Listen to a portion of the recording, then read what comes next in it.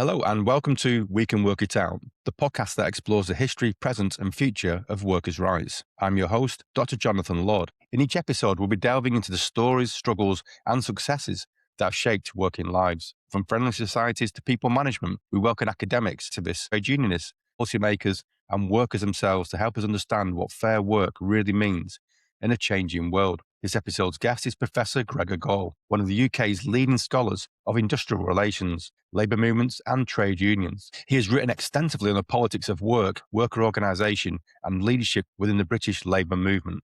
Gregor is currently an affiliate research associate at the University of Glasgow and visiting professor of industrial relations at the University of Leeds. Over his career, he has held professorships at several universities, including the University of Stirling, Hertfordshire and Bradford, and has served as an editor of Capital and Class, Scottish Labour History. His research explores the intersections of power, class and collective action, analysing how unions mobilise, how leaders emerge, and how working people make their voices heard in an era of economic and political change. He's the author and editor of more than 20 books, as well as over 100 peer-reviewed papers. Across his work, Gregor combines historical insight with a sharp understanding of today's struggles for decent work, dignity, and democracy in the workplace. Professor Gregor Gall, welcome to We Can Work It Out. Good morning, Jonathan. Thanks very much for having me on. Yeah, it's a real pleasure, Gregor. Thank you. So can you tell us more about yourself and how you became a leading scholar of industrial relations and trade unionism? Yes, certainly. I initially went to university in Aberdeen in 1985, intending to do law. And there was a kind of a wish of my parents for me to end up being a lawyer, but I didn't like it, and I ended up transferring over to sociology. And one of the courses in this honours year in Scotland, it's 4 years for an honours degree at that time. One of the courses was industrial sociology, and the key text that we were reading in that course was Harry Braverman's Labour and Monopoly Capital, which was I didn't know it at the time, but a whole series of academic conferences were just about getting underway called the Labour Process Conferences, based around the discovery of this book that was published in 1974. So out of that, I started to become interested in issues to do with employment and work, and specifically industrial relations. And at the same time, I started becoming active in the Labour Party, but also within the student union at Aberdeen University. Following that, I did a PhD at Manchester, University of Manchester, the bit that was called UMIST at the time, University of Manchester Institute of Science and Technology. And that was on the derecognition of the National Union of Journalists in the provincial newspaper industry in Britain. I had chosen that subject because in between my undergraduate degree, or before doing the PhD, I'd worked for a year in a newspaper in Aberdeen. It was a daily newspaper. It had a daily and an evening newspaper. And so out of that, did my PhD, got my first job in Stirling in Scotland. And, it's not quite the rest was history, but certainly that put me on a path which I would not, in retrospect, have done anything different. I'm very pleased and happy to have been able to make that choice, although, sometimes it wasn't always explicitly thought through or conscious, but certainly it's one that I'm glad I've made. And I've been very fortunate that I've had the time in terms of having the different jobs to be able to write a number of books, because I think while being an academic, it's important clearly to do what's required of the job. And by that, I mean publish academic articles. I've always wanted, as an activist-based academic, to publish books which have potentially have an audience outside academia. Hence, for example, the book on Mick Lynch that we'll be speaking about today. We've had quite a few academic guests and they've all kind of said it's not been a pure trajectory in terms of their career. They've always started out wanting to do something and it's kind of maybe modified and changed. And I think they're the best academics because they've kind of navigated to or gravitated towards what they wanted to do. And your output, you've written different types of book, haven't you? One about Joe Strummer from The Clash. So, you kind of interspersed different mediums, if you like, with your academic work as well. So that's a really interesting outline of your career. And I was fortunate to be taught at Stirling by you 30 years ago or so. And that's how I kind of came across you. It was a real privilege at the time. I didn't really probably understand industrial relations as I do now. But I look back now and I thought I was very, very lucky to be taught by yourself and a lot of other academics at Stirling at the time as well. That's great to hear, so thank you for that. So yeah, we're focusing on Mick Lynch. It's a fascinating book you've written about him, a fascinating character. Your book begins with Mick Lynch's family and working class background. What early experiences shaped his identity and approach to trade union work then? I think there were probably three um, main factors that you could characterize as being his kind of uh, intellectual, psychological, cultural kind of foundation stones. The first is that he is part of the Irish diaspora. His parents, one from the north of Ireland, one from the south of Ireland, came to Britain and specifically London during the Second World War in order to get work. And he lived in he lived in and was brought up as a child, and for many of his early years in Kilburn in North London, which was sometimes called County Kilburn as a kind of like play on maybe County Kildare, basically because it was like a little Ireland. So that is clearly a huge part of what makes up Mick Lynch, you know, from boyhood to the current day. And in that aspect of being Irish and um, recalling and knowing about Irish history and the way that the British state treated Ireland and the exploitation, because we always need to remember that Britain has had a very malign role in the world through the fact that it was an imperial power.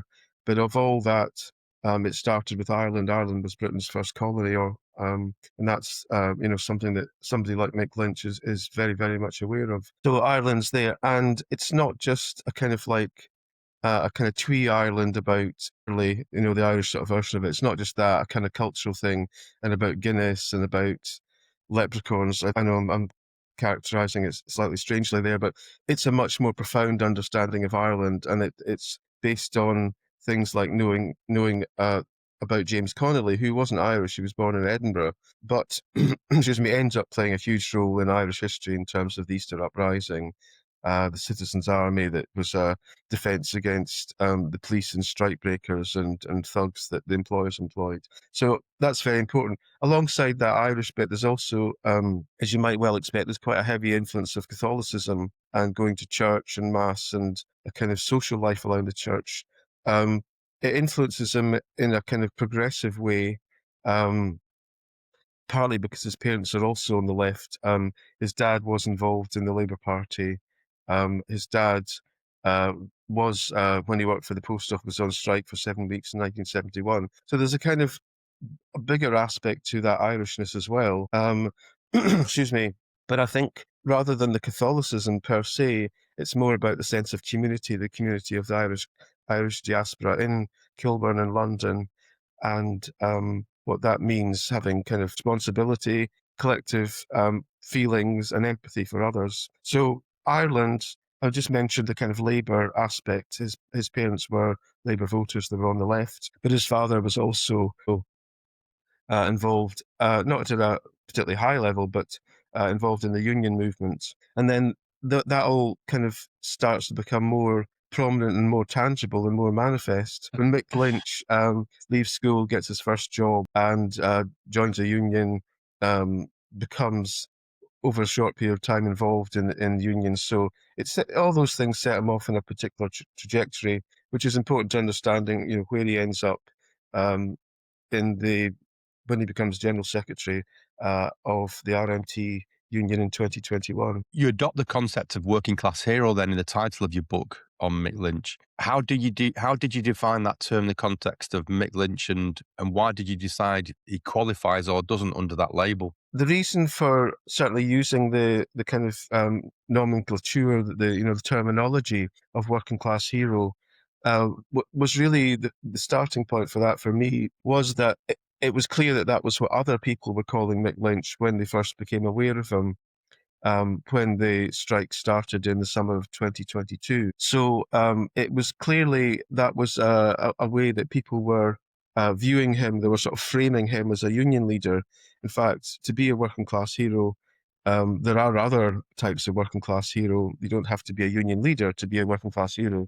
And in fact, many union leaders are not working class heroes. something I'll come on to later. But that was what people started calling him. Then, of course, the media picks up and it kind of amplifies it. So I thought it was an obvious way to sort of frame him because, again, as I mentioned earlier, in writing this kind of book, I wanted it to be something that hopefully other people, in fact, most of the readership, I hope, has been outside of academia.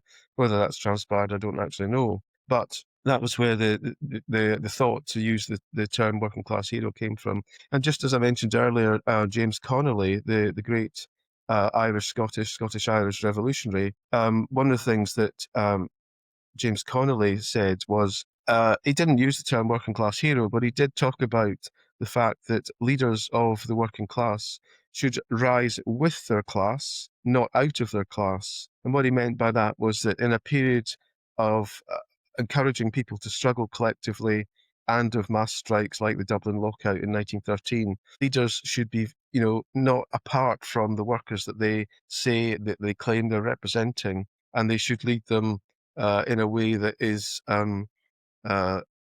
protects and advances working class interests. By contrast, you do have the perspective that many union leaders rise out of their class by virtue of the fact that they have salaries that are well in excess of the average, wage in Britain. They end up being managers of organisations which, in many cases, have hundreds of staff and many, many regional offices and pension funds and capital and property portfolios. So that there is out of using the term working class hero, you can start to kind of broaden out to the wider issues.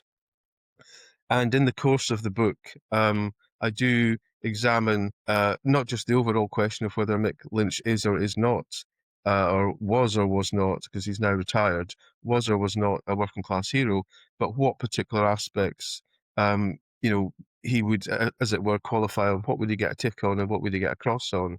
And just to briefly say, he clearly had, in terms of being a voice for the voiceless or a voice for workers or a voice for the downtrodden, he played a great role there in terms of articulating their aspirations, their grievances. When it comes to what he did about those things, the action that was taken to follow up on if you like, the rhetoric, I think he was not nearly so strong. And he also, I think there are his support for Starmer prior to Starmer becoming elected as Prime Minister in July 2024, and also his views about Labour after being elected, which is essentially to let Labour have more time to, sort itself out and start making an improvement in people's lives. I think he's been given far too much latitude there, and I think that would conflict with uh, his ability to be seen to be a working class hero. Do you think it's an RMT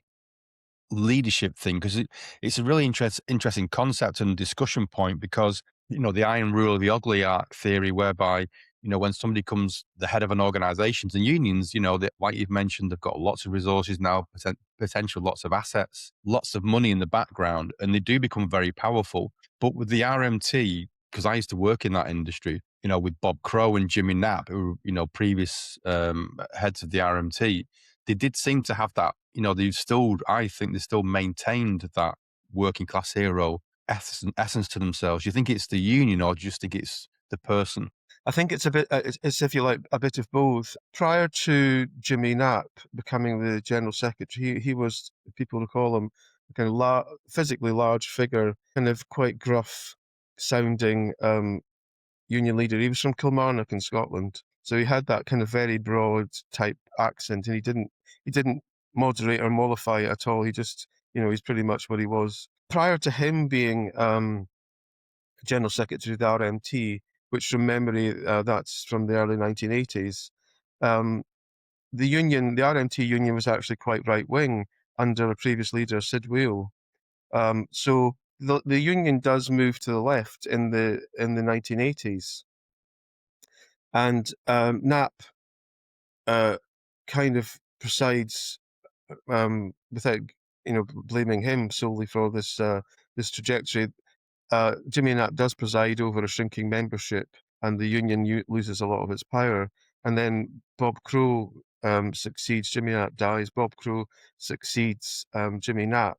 And I think in people's knowledge of the RMT, it's the idea of it being a left-wing militant union is very much bound up with Bob Crow and some of his successors, particularly Mick Lynch, not so much Mick Lynch's predecessor, Mick Cash. So I think the kind of public understanding, the public awareness of the RMT is very much bound up with the kind of Bob Crow figure. Now, uh, Bob Crow was able to be militant not just because of his own politics, having been involved in the Communist Party, been involved in the Arthur Scargill Socialist Labour Party. It wasn't just that. I mean, that was a necessary thing. But what was, if you like, the added sufficient factor was that the RMT is a powerful union because it's involved in the transport industry. And just to generalise very broadly here, if the RMT goes on strike, that strike action has an immediate impact. And it has not only an immediate impact, but it's quite a significant impact. So, by contrast, if Bob Crow had been the union leader of USDAW, the shop workers union, and his members in Sainsbury's had gone on strike, that wouldn't have caused nearly as much disruption because you could go to Asda, you could go to Tesco. If you're a member of the public, you are not so dependent upon Sainsbury's as you are upon the rail network. So there's a combination of, yes, it is the union and the industry that the union is organising in, but it's also how the union leadership chooses to use or not use that potential power. Okay, in chapter 3, then you look at Mick Lynch's boyhood and when he was blacklisted as well, and you trace that kind of route from what you call on the tools to the union leadership. What were the key turning points in Mick Lynch's trajectory from worker to union figure? So when he leaves school, he gets an apprenticeship as an engineer in a factory that makes printing machinery. It's a closed shop, so he joins. Well, it's not just that he joins; he is compelled to join. He doesn't have a problem with that. He wants to join, but it isn't a closed shop. Something that was then outlawed by the Conservatives in the 1980s. So he joins that. So he's straight into 100% union density workplace. And initially, because he's very, very young, he's not involved in the union. He's just a member. But that starts to change over time. He decides although he enjoys that job, he decides to leave that job because he wants to basically broaden out his experience and his, what he is as a person. So he leaves that job and starts working in the construction industry, the building trade, for want of a better term. And it's there that he becomes blacklisted because when he joins the building trade, he then starts to become much more active in the union. And the union, because he's an engineer, rather than being involved in UCAT, which was the kind of main union for the building industry, he's involved in the union which no longer exists, the EEPTU, the Electrical and Engineering and Telecommunications Union. Now that's a very right-wing union, had been for many years, although it did have a previous past where the Communist Party was influential, but that changed under the a kind of ballot rigging scandal that was used, that was orchestrated by the Communist Party as far as we know, but it also led to a massive backlash against the Communist Party, and the right wing's domination started from that point. Anyway, so he's in a union led by a figure called Eric Hammond, who was one of Thatcher's favourite union leaders. You wouldn't expect Thatcher to have any favourite union leaders, but she did have one or two. No. The other one being the leader of the United Democratic Mine Workers, which was a split from the National Union of Miners in the Great Strike of 1984-85. Mick Lynch joins that union, becomes involved. Not only does he become blacklisted by the employers in that industry, but he's involved in setting up a kind of breakaway union from the EEPTU. It's called the Electrical and Plumbing Industry Union, the EPIU, and it's a very, very hard a job that he's involved in. He's not the leader of this breakaway union. He's probably the second rung down from that top leadership, and it's a union which, just to give you an indication of how difficult it was to get the union started, because of course the EEPTU is doing everything it can to crush it. When this new union is launched, it cannot itself take members because it doesn't have everything set up to be able to allow it to do it. So when somebody wants to join this new union, they end up having to join the T&G or Transport General Workers Union or another union as a holding operation before they can then be transferred into the new breakaway union when it gets itself set up. So a combination of being active on on a building site in terms of health and safety and loads of other issues, plus being involved in this new left-wing breakaway union, that leads Mick Lynch to be blacklisted. And after a while, he just can't get any work. And his wife is working, but he's still got a young family to provide for. So that's the point at which, in the early 1990s, he says, I can't carry on doing this at the moment anymore.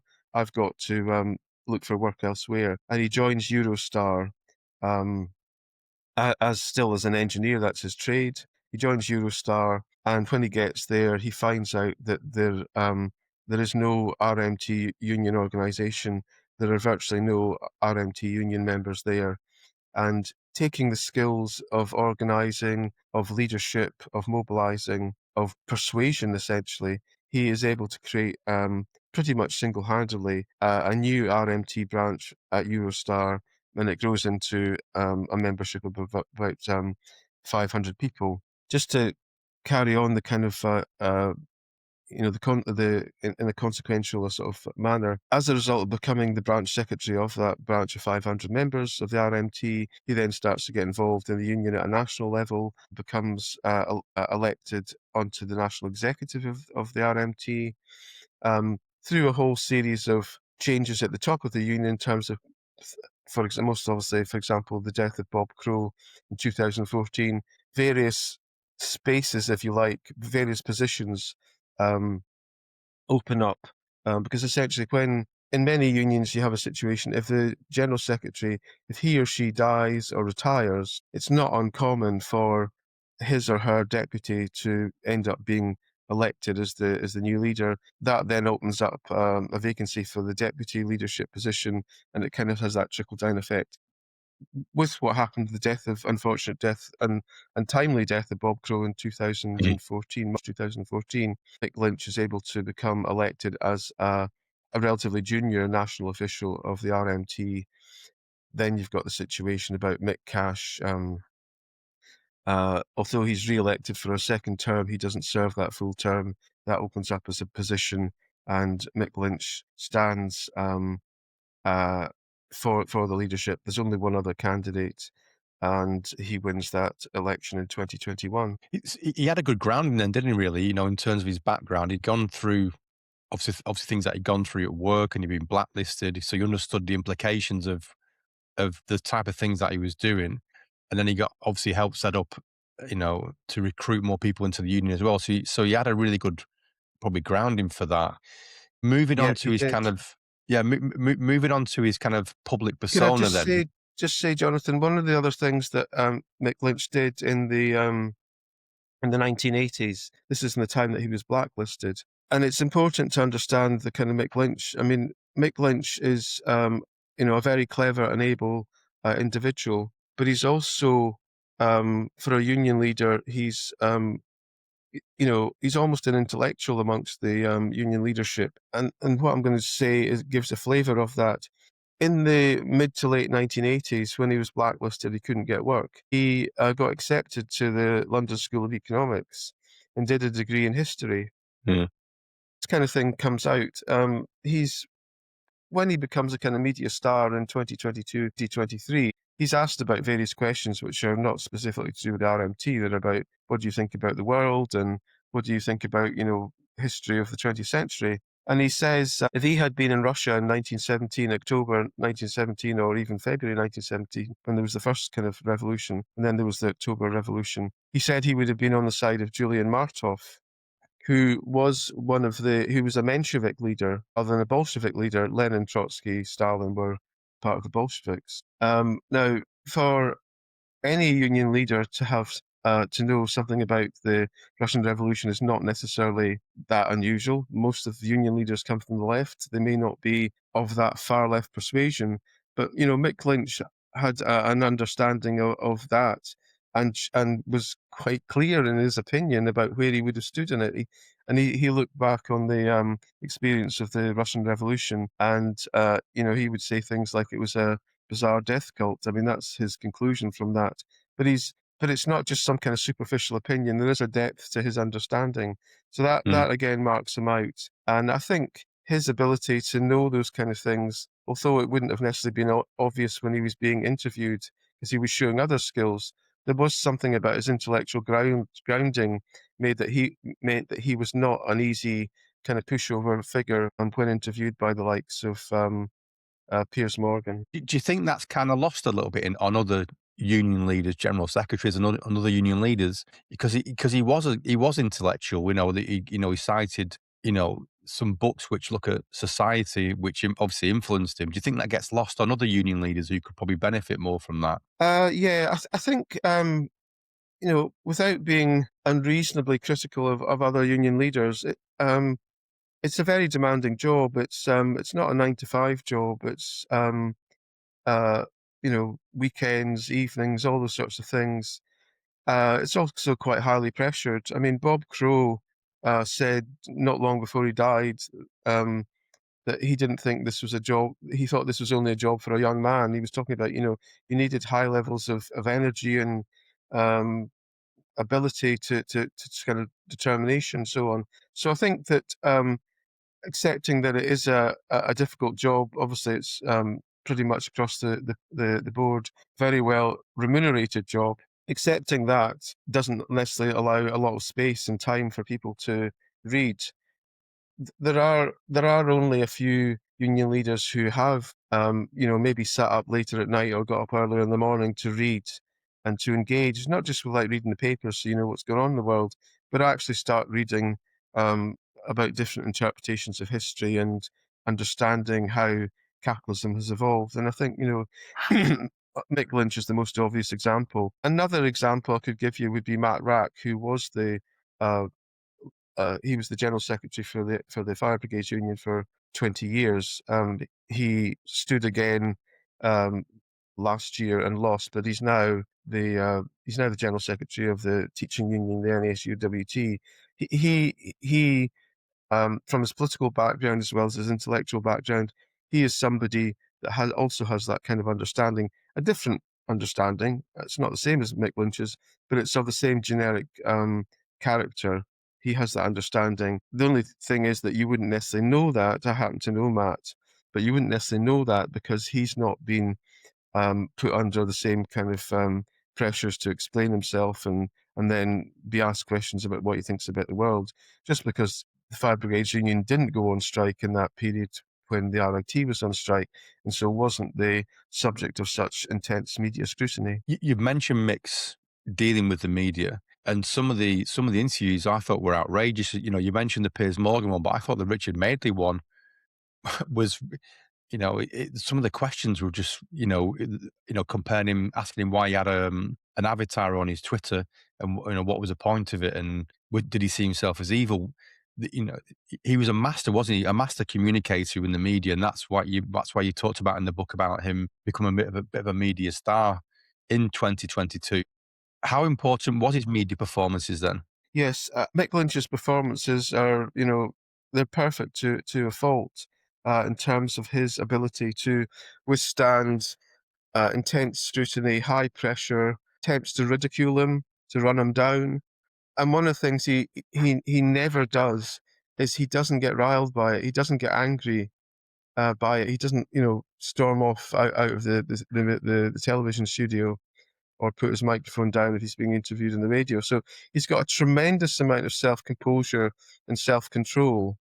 And I'm not a psychologist, but I would at least ask the question, where did that come from? And it's not, we can talk, and and in the book I talk about loads of things, but to actually specifically pin down that quality is very hard. I think he would have to go on the kind of couch of a psychologist to probe so many things in his past to get anywhere close to understanding as to how he was of that strength and endurance, those qualities of strength and endurance.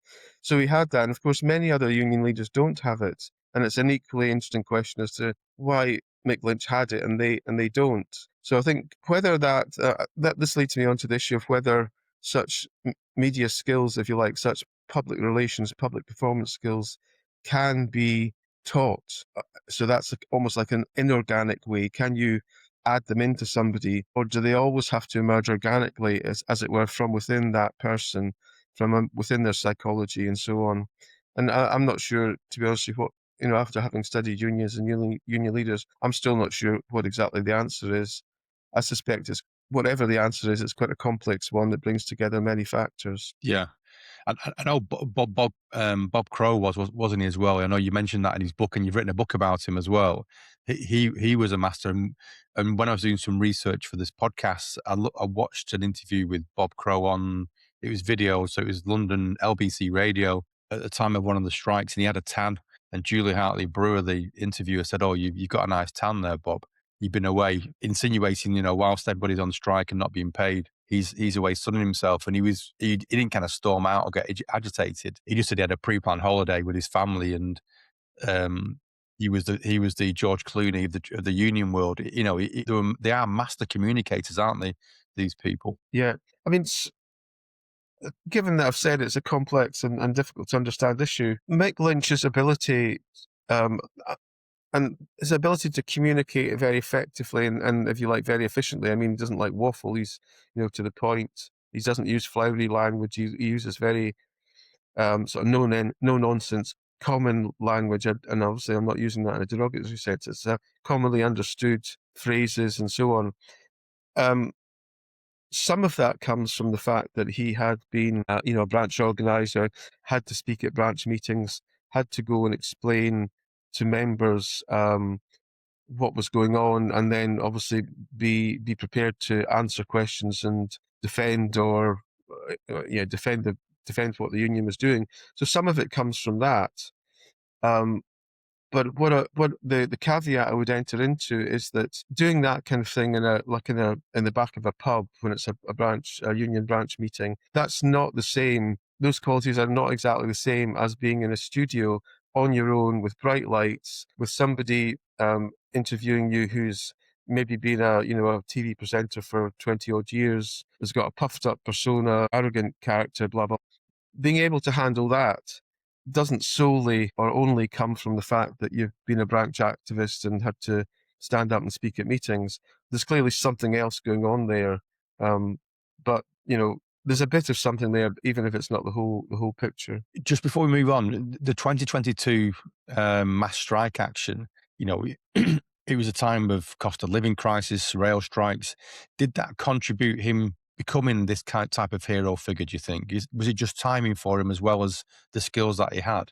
I mean, the answer has to be, if you can have 110%, it's definitely that. Yes, it's an absolute, yes response to that question. Mick Lynch, I suppose, and I do use this phrase because it's used elsewhere.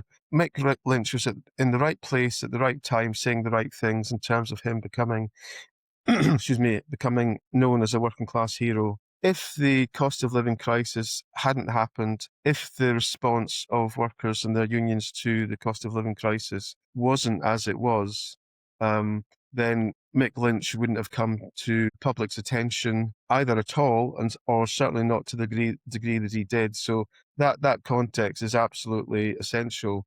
But it's not a mechanical thing, as in that crisis, was X and it led to Y, because in between X and Y, you've got the decision about how do you respond to it, what strategy and tactics do you deploy in order to try to advance your members' interests. And quite clearly, if you think about 2022 to 23, numerically, most workers did not go on strike. Most union members did not go on strike in that period.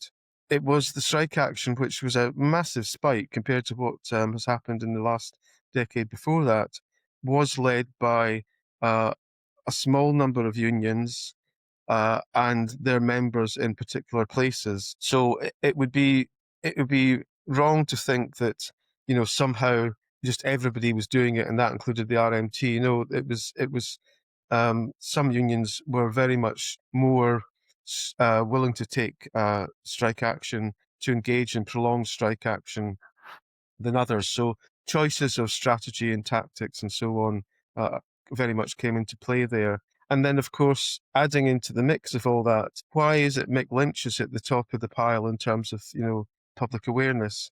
Why wasn't it Sharon Graham, um, leader of the Unite Union? Why wasn't it at the time Christina McInerney, who was leader of Unison at the time, but she lost earlier this year, election to Andrew Egan. So again, why Mick Lynch? Why not others? Why not Dave Ward, who was and is the leader of the Communication Workers Union, whose members did go out on strike, in some cases even before the RMT members went out on strike. So again, this helps us focus on Mick Lynch, his qualities, his particular context, and understanding, why we saw him do what he did, why we think of it in a certain way. You've got a critical discussion in the book about the limitations of the 22-23 strike wave. And despite what happened in the media and the level of media coverage of it, many outcomes for workers remain quite modest.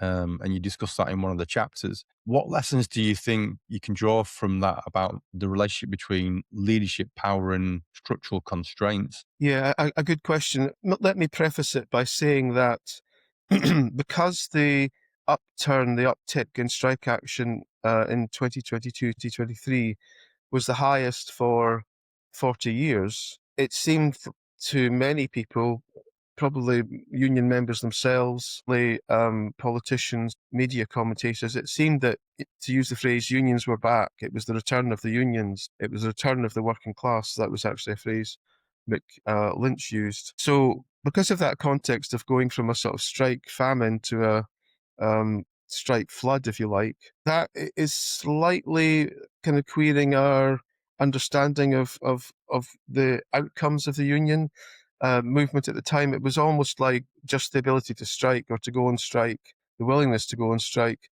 in itself was was significant, which it obviously was. But you cannot only look at it in terms of, oh, unions are now going on strike again, without then looking at the outcomes. And as you've said, the analysis in the book is that those outcomes were modest and meagre, and in the vast majority of cases did not achieve a number of things that you would want to achieve in a strike. So let's remember also that the cost of living crisis, many of the demands were, we want wage increases which not only keep up with the cost of living crisis, but also take us back to, say, um, 2010, or certainly before the great financial crisis, the global financial crisis happened. So it wasn't just about keeping up with the current rate of inflation. It was also trying to get wages back to the real value that they were at least a decade earlier. And every union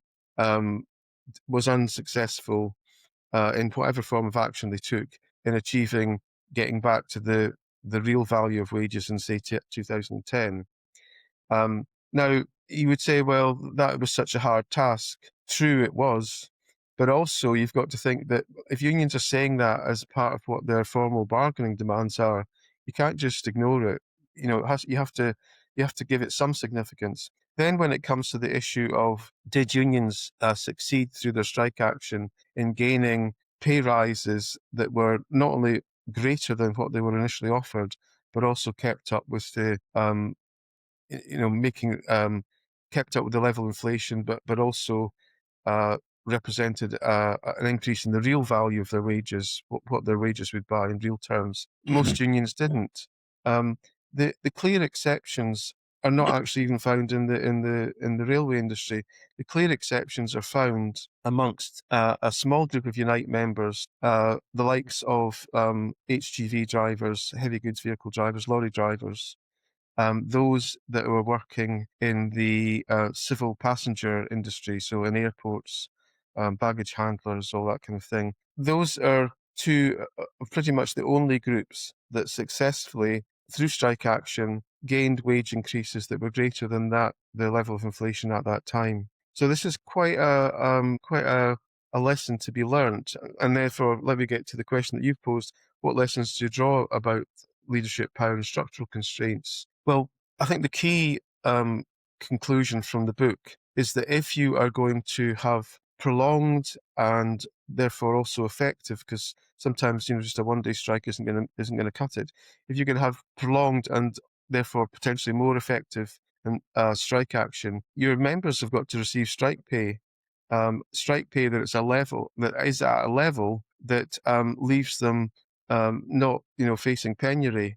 And the RMT, for example, does not pay and did not pay strike pay. It did have and does have a a hardship fund, but that isn't a strike fund, because a hardship fund was something that the union didn't put much money into. It asked for donations from any citizen in Britain, and it was a relatively small fund. Whereas the Unite Union example that I cited a moment ago, they at that time paid £70 per day strike pay, which was never going to be, tantamount to the same amount of money that you would lose if you went on strike as a lorry driver, but it would have maybe represented, I don't know, 50 or 60% of of that. So that's one of the key lessons. If people are going to go on strike, they're going to have some cost benefit analysis in their heads. What are we going to sacrifice in order to gain this increased pay demand? And of course, is our action going to be effective? Is it going to win our demands? So that's one of the key things. Mick Lynch did not cooperate with the biography that I wrote of him, which of course was his right. But in one of the few responses that he did make to the biography, he was on a podcast called The News Agents that John Sopel and Emily Maitlis were interviewing him, and they raised the issue of my book with him. And he said that I, Gregor Gall, had never run an organisation, which ironically wasn't true, because not long after that he gave the annual lecture to the Jimmy Reid Foundation, which I had just stood down from being the director of. But anyway, the point he was saying was, I, as the author, had never run an organisation.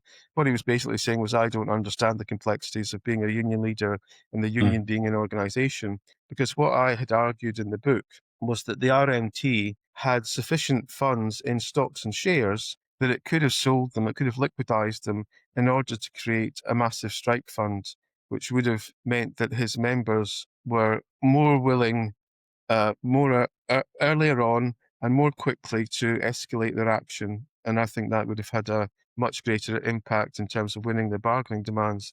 But Mick Lynch says no. Basically, the union, the RMT as an organisation, is something that needs to be prized and valued, and nothing should be done that in any way undermines its organisational capacity. Obviously, he's talking about financial capacity here. That's fundamentally a fundamental disagreement with that. Now, why does Mick Lynch do that? Some people would say that union leaders are not part of the working class. They would say that they are a kind of layer, a very narrow but specific layer, social layer, in between workers and in between employers. And because of that, they take on different interests, interests which are sometimes compatible with, but sometimes in conflict with, the interests of their members. So the fact that Mick Lynch wanted to protect the organisational integrity of the union, in my view, to the detriment of giving his members strike pay, is something that many people would read into, well, that's because of that social position. And although I do not fully agree with that argument, I do think there is something to it. Personally, I remember going to the launch of the book, and you taught, and I think someone asked you the question, why didn't Mick Lynch contribute to the book, or refuse to be interviewed for it? But I, having read the book, and I'm a big believer in, you've got to challenge power, no matter whether it's a union or whoever it is, whoever's in power has to be challenged. But I thought it enhanced the book because he didn't contribute in that way, because you've then got this framework of analysing him not from a distance, but from a critical perspective. And I like the fact that he didn't contribute to it. I don't know what you think about that, but I think it enhanced the book because of that. I think there would have been pros and cons if he had agreed to contribute. To cooperate, rather. To cooperate. Yeah. The pros would have been that, in terms of some of the depth of detail about him and his, family and all those sorts of things, that would have been greater.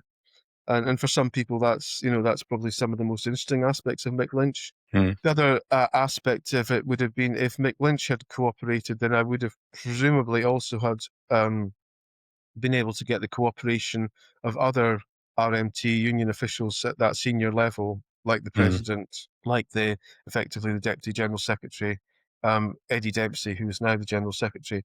Presumably, I would have been able to get their cooperation. By cooperation, what I'm basically meaning is their willingness to be interviewed, by me for the book, but also allow me access to documentation that would uh, give a greater insight into the union as an organisation. So there would have been those benefits. I think they're undoubted, but I think many academics find when they're doing research interviews and so on, or the research can be done in other forms. You can actually, if you like, um, go into an organisation and observe. So it's not necessarily like interviews, face-to-face interviews. But if I had had that degree of cooperation, I suspect it wouldn't have come without strings. And those strings would have been, maybe they would have wanted to have some aspects toned down. Maybe they would have wanted to have had a less, in my view, searching analysis of the Union and of Mick Lynch. Maybe they would have even have wanted to go as far as saying we want to see the draft of the manuscript before it's published and, make comments on it. These are all the kind of things that organizations and individuals who do allow access and do cooperate with researchers are often looking for a kind of, a quid pro quo, or you scratch my back, I'll scratch yours kind of situation. So I'm not saying that definitely would have happened because I'm talking hypothetically because the whole issue of cooperation never came to pass. But I certainly think it would be naive of me to expect and to think that it could not have happened because it has happened elsewhere to other people. So, I mean, just if I could, if anybody's interested, why didn't Mick Lynch cooperate? I don't actually know the answer to this question, but I can give you an informed guess. When I wrote the Bob Crow book, I got in touch with the union president at the time, Peter Pinkney, and asked for the cooperation of the union to write this biography. They said no, and they said no because Bob Crow's partner, uh, Nikki, she intended to write, or well, not so much write, but produce, as it turned out, produce her own kind of. It wouldn't have necessarily been an official RMT publication, but certainly would have been endorsed by the RMT. She intended to produce her own sort of tribute to Bob Crow. And when it got to the stage of discussing what that would be with the publisher, her idea was that it would essentially comprise many of Bob Crow's speeches. And what I was able to kind of find out on the grapevine was that when that publisher was approached, they said, "This isn't a book." Bob Crow is saying the same thing again and again and again in his speeches, which, to be fair to Bob Crow, well, good on him because he was consistent. He was saying the same things. That was absolutely what he should have done in speeches. But when you take the speeches out of their context and try and make them into a book, it doesn't work. But that's why their loyalty to Nikki as Bob Crow's partner overrode anything else. And so when I approached them, the response was no. It was also no to a woman called Christine Buckley, who had previously been the industrial correspondent for the Times newspaper, and then she ended up being the editor of the National Union of Journalists magazine for its members. So I think the fact that I went ahead with that Bob Crow book without getting the cooperation of Nikki, his partner, that unfortunately put people's backs up because there's a strange view in the RMT and presumably in some other unions that either you can't write a book about the union unless you're a member of that union, or you can't write a book about that union unless it's endorsed by the union. And in the case of Bob Crow, and obviously in the case of Mick Lynch, I was never going to write a hagiography. That's you cannot have any credibility as an academic, as a researcher, to write a hagiography. Of course, I wasn't going to write a hatchet job either. I have a tremendous respect for Bob Crow, and I also have a lot of respect for Mick Lynch. So it was always going to be somewhere, in between those two extremes. Just if I can add one final thing, it wasn't just that the RMT declined, well, Mick Lynch and the RMT declined to cooperate in the research for the biography. There was subsequently quite unprecedented level of hostility to the book from the RMT as an organisation. And I'll give you two examples. I I contacted all the branch secretaries of the RMT. All their email addresses are available on the RMT's website. So I emailed them all individually. I didn't sort of mass spam them. I emailed them all individually, asking for responses to a very short questionnaire, 5 questions on Mick Lynch. What did you think of him? What was his strengths? What were his weaknesses? That kind of stuff. Um, because I had some contacts in the RMT, I sent that email out, say, on a Wednesday morning. Later on Wednesday afternoon, from my contact within the RMT, I got an email, a copy of an email that was sent out to all the branches saying, so this is from RMT headquarters in London, if you have received this email from Gregor Gall, delete it. When it goes into your delete box, delete it from the delete box. So clearly the shutters are going up. Yeah. That's, again, the RMT, is perfectly entitled to do that, but I thought it was well over the score. And then when Manchester University Press, the publisher of the book, contacted RMT branches to let them know that the book was out and could buy a discount, that kind of thing, basically giving some promotion about the book. The RMT, as a union, sent Manchester University Press a cease and desist letter saying, if you don't stop contacting our branches, we will pursue you legally. Now, I don't think there was a case there because, in legal terms, it had gone to court, it would have been thrown out. But the very fact the RMT as an organisation issued that cease and desist letter to Manchester University Press, again, it shows the hostility to what I was doing. So it was an unusual experience, to say the least. But it does demonstrate how unions are operating, like a corporate organisation, aren't they? Sometimes, they do venture into that world where they do get defensive and they will use the law to stop things. And, you talked about it, it could have been a safe environment because you're not going to be overtly critical and do a hatchet job, but then you're not going to do a puff piece, are you, either? So it could have been a really good avenue for him to do that, as well as the Yeah. Bob Crow book. I mean, the point you make there about how unions operate as organisations is as it were corporate entities, and by using the word corporate, I'm not referring to business. But if you think about some of the disputes that are going on within unions at the moment, where when general secretaries are challenged over their behaviour, particularly with regard to sexual harassment, and you examine the cases, the union and under the general secretary that has been accused of X, Y, and Z, they use their resources, primarily their financial and legal resources, to shut down criticism. And the critics that are alleging that there's been sexual harassment,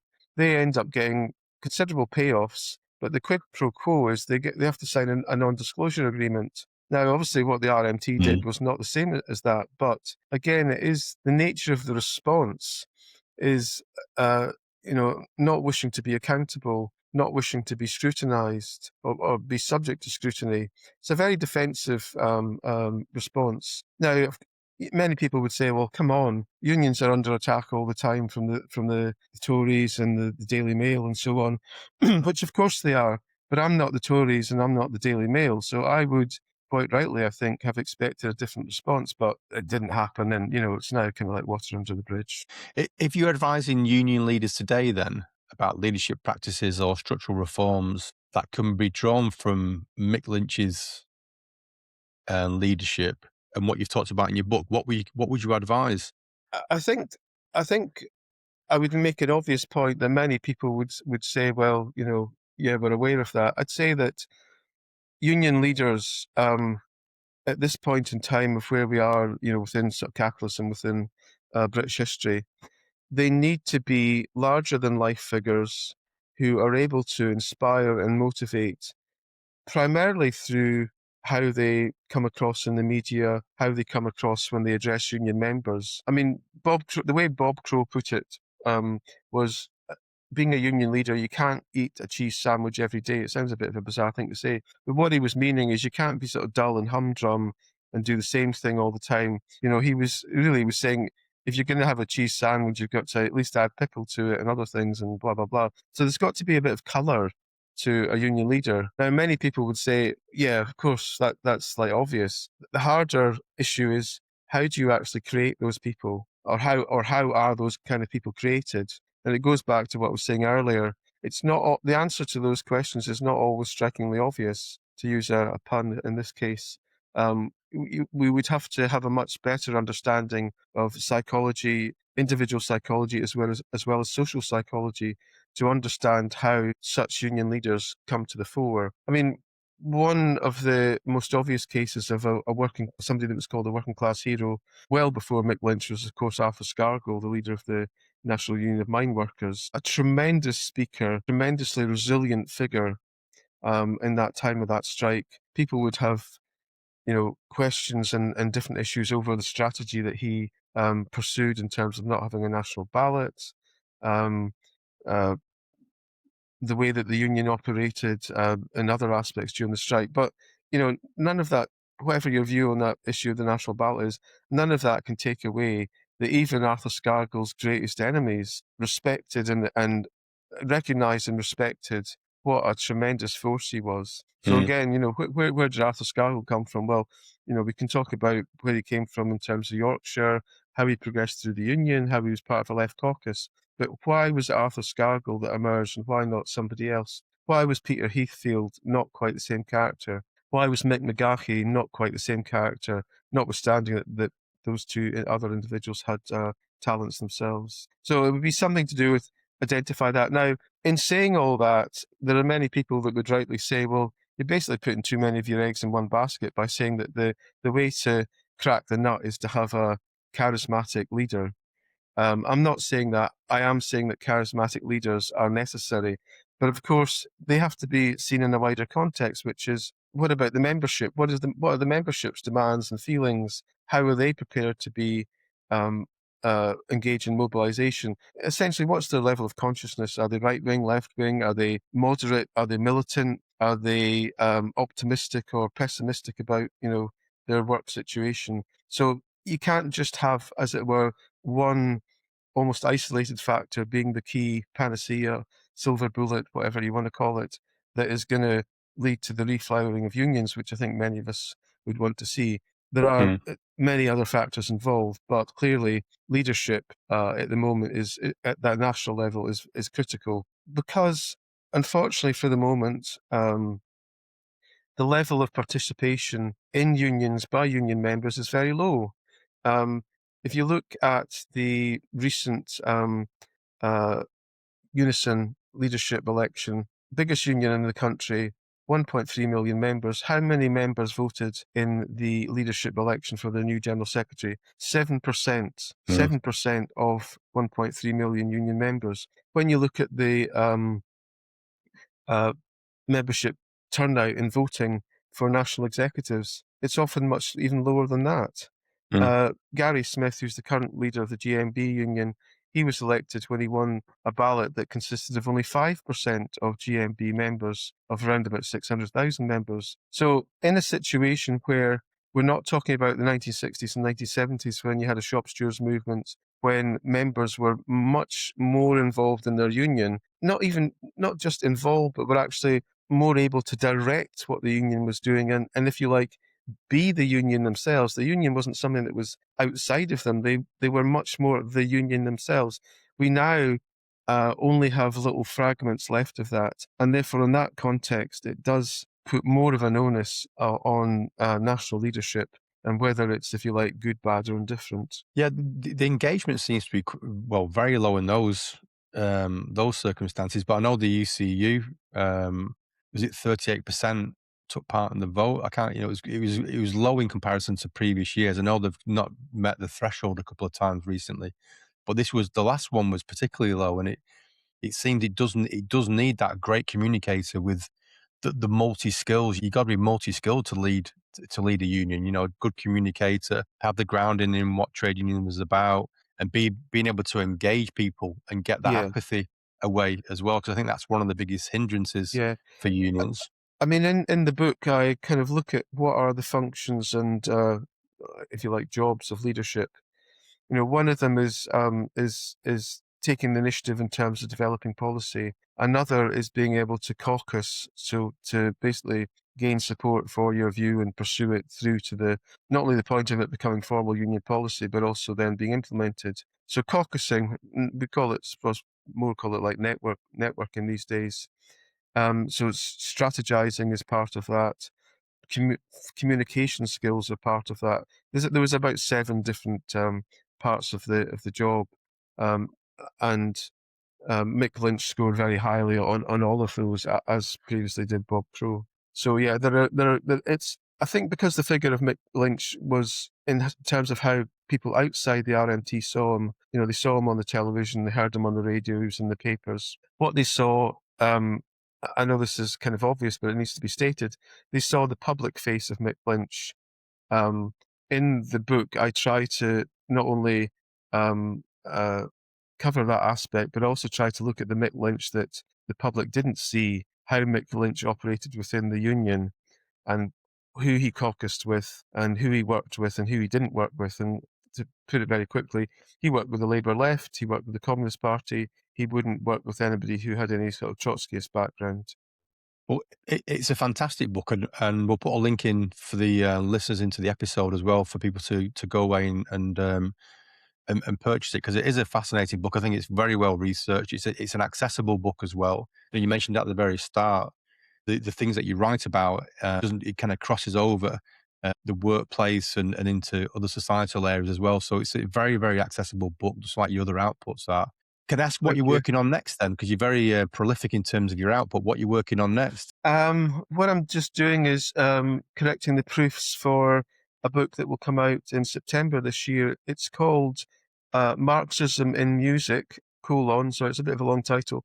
Marxism in Music, colon, constructing a communist contraculture with the Redskins, rock and roll and revolution. And the title got longer because the publisher wanted to have music and Marxism in the title, so it would have just been constructing a communist contraculture. And in a nutshell, it says 2 things. It says that no communist or Trotskyist party uh, in Western Europe, obviously including Britain, in the last 100 years, has taken seriously the task of producing communist cultural artifacts. That is, making their own communist culture. And it's despite the fact that in Britain, for example, you had somebody like Ewan MacColl, who was a Communist Party member and fellow traveller to the Communist Party, and he was a key figure in the revival of folk music in the post-war period. And then you got other people like Alan Bush, who was a composer, another Communist Party member, but they all did that as individuals. It wasn't as a result of what the Communist Party was trying to do, and so communist and Trotskyist parties in Western Europe, I don't say so much about North America because I don't know that situation so well, but certainly in Western Europe, and this includes the French and Italian communist parties, who are well known for organising mass fetes. The fete that's organised by the Communist Party is called the Fete Humanité. The Humanité being what was the Communist Party's daily newspaper. They've close to 1 million people go to the outskirts of Paris for a weekend every year. They listen to music, debates, they see exhibitions. So I make this contention and then demonstrate that it's true. That no communist party, whether official communist, Stalinist, or Trotskyist, has taken the task of producing communist cultural artifacts seriously, to the extent that they actually haven't done it. It's not just that they haven't done it badly; they haven't done it at all. Mm. And communist and Trotskyist parties are very engaged in the economic arena, unions, strikes. They're very engaged in the political arena, campaigning, against anti-racism, against sexism, for Palestine. But when it comes to the cultural arena, they're just not there. The only thing they do is they analyze culture. They talk about, whether something's progressively good or bad, or even they might even talk about whether it's technically innovative or not, but they don't produce their own communist cultural artifacts. Give you an idea of what one might look like is Edward Upton wrote a series of books about his experience. It was essentially his biography, but it wasn't done in the form of a biography. It was done in the form of novels. There was a trilogy there. Um, you've also got Victor Serge would be another example. And final example would be Lewis Grassic Gibbon, a Scottish author who's a communist, who wrote about, again, basically about himself, but in the guise of a novel, so it was fictionalized. Those are, only the kind of three examples that I can come across of actual communist cultural artifacts that prosecute the case for communism through the arts and culture. Anyway, so that's sorry I took longer to explain that than I wanted to. So that's what the contention is. And then what I go on to say is that the Redskins, a band that was associated with the Socialist Workers' Party, ironically, they give a tiny, tiny glimpse of what could have been achieved if Communist and Trotskyist parties had taken producing their own communist cultural artifacts seriously. The band existed from 1981 to 1986, only produced one album. I think they had 7 singles, but they played over 250 gigs in their time. Many of them were benefit gigs, especially for the miners during the miners' strike. And their one of their singles is called "It Can Be Done," and it's basically like a little history lesson. Um, it starts off by saying the Russians sparked the fires in 1917.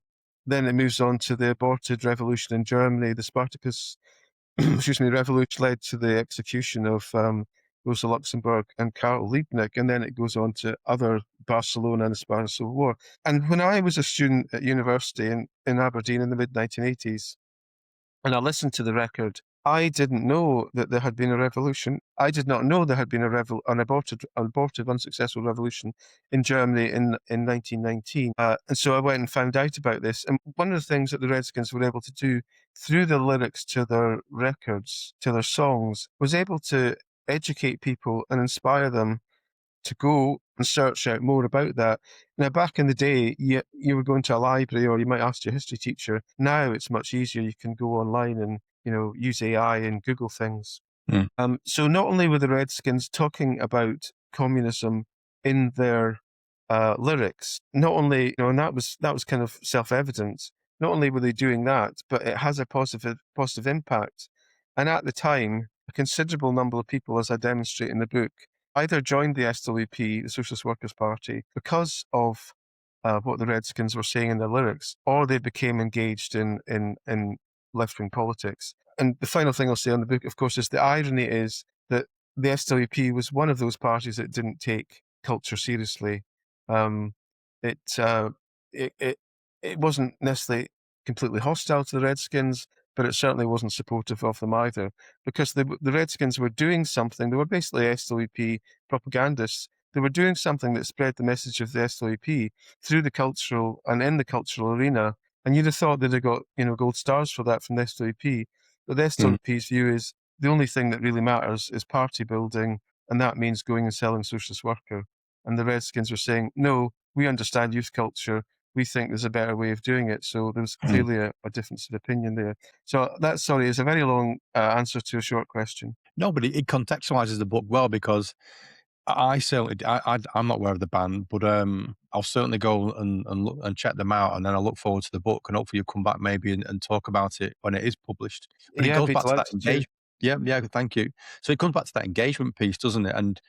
And kind of a good segue to the next question. We had Richard Hyman on a previous episode, and he talked about the Communist Manifesto, and he chose Karl Marx for the next question I'm going to ask you. And he does talk about that, how he gets lost, the bad reputation communism gets. And, if you go back to the tenets of it and understand it better, and the social aspects of it does get lost. So the final question, which we ask everybody, is to choose either one person or a group of people, or you could choose an event, that's fine, who you believe has influenced the world of work. Who would that person, group of people, or event be, and why? Well, it may seem a bit strange and it may seem a bit cliquey, but I would choose another academic, somebody who I have a tremendous respect for, and I think has had a far greater influence than I could ever hope to have. And that person is John Kelly. And the reason that I would specifically choose John Kelly is he is a Marxist. He's now retired from. He was at the London School of Economics, and then he was at Birkbeck, which is part of the University of London. He's now retired, but he is and was and is a Marxist. He's a tremendous intellectual, and his key contribution was a book that was published in 1998 called Rethinking Industrial Relations. It had a subtitle of Collectivism and Long Waves. The key thing is the rethinking industrial relations. And I think although, there's always the shock and the shock and awe of something that's new, something that does make a mark, there is an initial shock and awe to it. And of course, after a period of time, that declines, and the kind of the ideas of it, if you like, it's a tribute and a compliment to the ideas. They become part of the furniture, if you like. They don't seem as new as they were. But this book did have that massive influence at the beginning. It still resonates, and it's still used, and it's still highly cited. And the reasons why it's so important is again, to try and put it very simply, industrial relations was had been at a dead end for quite a long time, a dead end intellectually, despite the contribution of Richard Hyman, who is somebody else who I could have chosen as a key contributor and intellectual, again a Marxist. So John Kelly has made this contribution. Intellectually, had come to a dead end, but you could also see it in another way, which was that where there had been departments of industrial relations in universities, they had now become departments of human resource management, and then they became departments of people and organization, or people management, or whatever. But whatever it was, industrial relations was no longer in the title of those departments. And you wouldn't be surprised to find out either that there were fewer and fewer courses on industrial relations. And much of that was, reflecting, if you like, the real world in Britain. Unions were losing members. They weren't the force they were before. But John Kelly's contribution in Rethinking Industrial Relations has helped us grapple with those problems by, if you like, going back to basics. And his basics were to step outside industrial relations it's not a discipline, but like a field of study, step outside of it and go and look at some of the literature that had been written in America about social movements, particularly the civil rights movement and so on, and say, well, what lessons can we learn? The unions are a social movement. Let's have a look at social movements elsewhere to understand why they rise and fall, why they're successful, why they're not. And he brings in an understanding that we only ever had previously in tiny fragments. We hadn't put the whole thing together as a group of academics studying industrial relations. So he is forever to be thanked for that contribution. He's made many other contributions. He's also written 2 books recently studying Trotskyism, which is very interesting because his political background is in the Communist Party. So you would think, why would somebody even bother studying Trotskyism, given that background? And he's intrigued by why it is that so many people throughout their lives put in so much time and energy into being part of what are very, very small groups that have for most of their life very little success in gaining their demands. So John Kelly would be a clear choice there. And I'm sorry if that's an academic. It could have been another union leader. It could have been some other kind of thinker. But I think John Kelly is due his tribute there. No, it's a great choice, and it does come from that stable, Richard Hyman, and that stable of intellectual commentators about industrial relations. But it also transpises, like you've done in your work, into society and how it applies to society, which I think still needs that recognition. With human resource management, it's fine. It's a term which has been rebranded over the years, but the essence, I still, it has got new facets to it, but I still think HRM has still got the ground in industrial relations. It still has that, and it should do anyway. It should have and does have that grounding from industrial relations. So I think it's a great choice. Thank you. Okay. Well, it's been a pleasure, Gregor. It's been a pleasure seeing you again. And like I mentioned at the very start, when you taught me in undergraduate, it was a great experience. You were a fantastic lecturer. You were different from a lot of the lecturers that we had at the time. You kind of brought a different angle to what we were looking at and a different meaning. It was more relevant to my kind of generation when you taught us. So I want you to thank you for that anyway. Well, thank you very much for that. I appreciate it. And thank you for the time that you put into producing this podcast. Just for your listeners, as it were, we did have an attempt to do this before, but my Wi-Fi was so weak that we spent, I think it was getting towards 3 hours doing something that didn't produce anything of the kind of audio quality that you needed. I'm grateful for you for putting up for that, and I'm grateful for you saying, "Oh, let's not saying let's just junk it." I'm grateful the fact that you got back in contact and that we've managed to do it today, and hopefully the quality of this recording is what you need. No, it's all good. So, Professor Gregor Gall, thanks for joining us on We Can Work It Out. Thank you very much, Jonathan.